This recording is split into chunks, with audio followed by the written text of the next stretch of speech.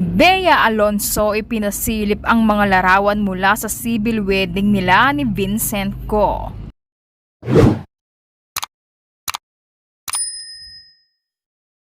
Masayang ibinahagi ni Bea Alonso sa kanyang Instagram ang mga larawan mula sa kanilang intimate civil wedding ni Vincent Co na ginanap noong July 13, 2026.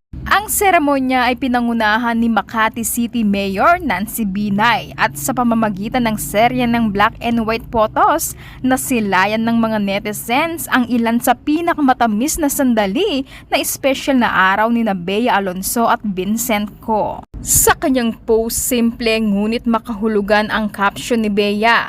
Kalakip ng mga larawan, nilagyan niya ng caption na home at sinabayan pa ito ng background music na palagi na lalong nagbigay ng romantikong damdamin sa kanyang ibinahaging mga larawan. Kabilang sa mga kuhang ibinahagi ng aktres ang kanilang paghawak sa wedding cake, matamis na titigan, pagyakap at pagpapakita ng wedding ring. Mga larawang agad na umani ng libo-libong reaksyon at pagbati mula sa fans at sa mga kapwa-artista. Para sa maraming netizens, sapat na ang iisang salitang caption na home upang ipahayag ang lalim ng pagmamahalan at bagong yugto ng kanilang buhay bilang mag-asawa. Congratulations Bea Alonso at Vincent Co sa bagong kabanata bilang mag-asawa.